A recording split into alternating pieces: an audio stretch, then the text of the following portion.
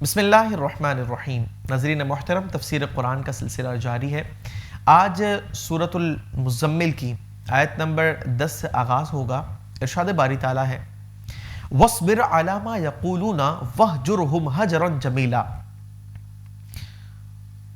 ان کفار کی باتوں پر صبر فرماؤ اور انہیں خوب اچھی طرح چھوڑ دو۔ ناظرین، رسول مکرم صلی اللہ علیہ وسلم رحمت للعالمین ہیں۔ آپ علیہ السلام کے قلب انور کی رحمت کا اندازہ کون لگا سکتا ہے؟ آپ علیہ السلام جب کفار کے سامنے اللہ کا کلام پیش فرمایا کرتے تو کوئی آپ کو شاعر کہتا تھا، جب آپ حکمت آمیز کلام فرما کر انہیں اللہ کے عذاب سے ڈرایا کرتے کوئی آپ کو کاہن کہتا تھا، اور معاذ اللہ جب وہ یہ دیکھتے کہ لوگ جوک در جوک اسلام میں داخل ہو رہے ہیں تو کوئی آپ کو ساحر کہتا تھا، کوئی مجنون کہا کرتا، یعنی جس سے جو بن پڑتا آپ کے قلب انور کو وہ اذیتیں پہنچایا کرتے تھے۔ ناظرین، رسول مکرم صلی اللہ علیہ وسلم صبر فرماتے، فرمایا اللہ تعالیٰ نے کہ انہیں خوب چھوڑ دو، یعنی محبوب ان سے انتقام کے بارے میں دل میں خیال بھی نہ آنے پائے، درگزر کرو ان کے معاملے کو۔ اور آپ علیہ السلام نے ایسا ہی فرمایا۔ آیت نمبر 11 میں فرمایا وَذَرْنِي وَالْمُكَذِّبِينَ أُولِي النَّعْمَةِ وَمَهِّلْهُمْ قَلِيلًا۔ محبوب جھٹلانے والے مالداروں کو مجھ پر چھوڑ دو اور انہیں تھوڑی مہلت دو۔ ناظرین، دنیا نے دیکھا کہ بدر کا میدان 2 سنہ ہجری میں سج جاتا ہے۔ کفار مکۃ المکرمہ میں جو آپ کو شدید اذیتیں دیا کرتے تھے، جن کے بارے میں اللہ تعالیٰ نے فرمایا کہ ان کا معاملہ مجھ پر چھوڑ دو، آپ علیہ السلام مدینہ المنورہ تشریف لاتے ہیں، 1 سال گزرتا ہے، دوسرے سال بدر کا جو غزوہ ہے وہ مارز وجود میں آتا ہے۔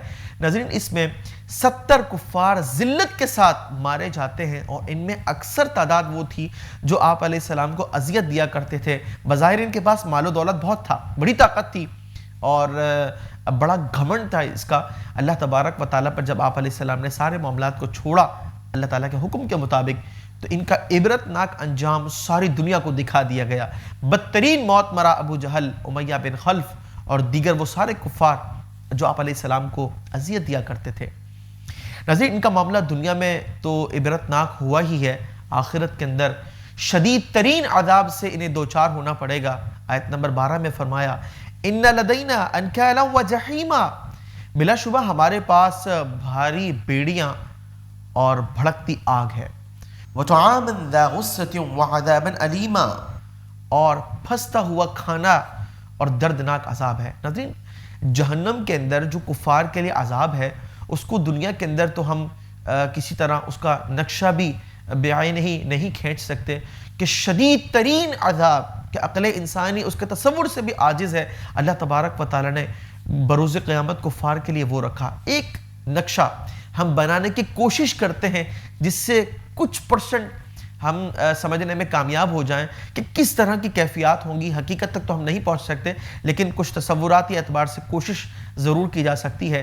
ناظرین، تصور کیجئے کہ اگر ایسی بیڑیاں قدموں کے اندر ڈال دی جائیں جنہیں ہلانا ممکن نہ ہو، اور بھڑکتی ہوئی آگ کے اندر اس شخص کو ڈال دیا جائے، آگے مزید اسے ایسی چیز کھلا دی جائے جو اس کے گلے میں پھنس جائے، جس سے وہ نہ نگل سکے نہ اگل سکے، اور ساتھ ساتھ اس کے ساتھ یہ معاملہ ہو کہ دردناک عذاب یعنی مزید اضافہ کر دیا جائے، جس طرح کفار کے بارے میں یہاں تک ہے کہ جب وہ انہیں جب ایسا کھانا دیا جائے گا جو ان کے گلوں میں پھنس جائے گا تو وہ پانی مانگیں گے، اللہ تبارک و تعالیٰ کے فرشتے جو ہے انہیں پینے کے لیے جو چیز دیں گے وہ اس قدر کھولتی ہوئی ہوگی کہ جب وہ اسے پینے کی کوشش کریں گے، چونکہ جو پھنسا ہوا کھانا ہے بس کسی طرح اس کو ہٹانا ہے، اور جب وہ اس کو پئیں گے تو وہ اس قدر گرم ہوگا کہ چہرے کی جلد حتیٰ کہ آنتیں یہ سب باہر نکل کے آ پڑیں گی۔ ناظرین، بھڑکتی ہوئی آگ کے اندر، سخت بیڑیوں کے اندر، اور اس طرح کا شدید ترین عذاب فقط اس لیے کہ انہوں نے رسول مکرم صلی اللہ علیہ وسلم کو جھٹلایا۔ ہمیں اللہ تبارک و تعالیٰ کا شکر ادا کرنا چاہیے کہ رب کریم عز و جل نے ہمیں ایمان کی دولت سے سرفراز فرمایا۔ ناظرین، کوئی عمل ایسا نہ تھا جو ہم نے کیا ہو، رب کریم عز و جل نے اپنے فضل سے ہمیں یہ نعمت اور دولت عطا فرمائی، اور آج ہم ہیں کہ صرف اپنی دنیا کو سنوارنے میں لگے ہوئے ہیں. ہم اپنے رب کے کلام سے استفادہ کرنے اور اس پر عمل کرنے کی طرف بھی عام طور پر جو اجتماعی صورتحال ہے راغب نہیں ہوتے. بتائیے کہ کس قدر افسوسناک صورتحال ہے، اور کیا ہم اپنے ایمان کے تقاضوں کو مکمل کرنے میں کامیاب ہیں؟ یقیناً یہ ایک سوالیہ نشان ہے.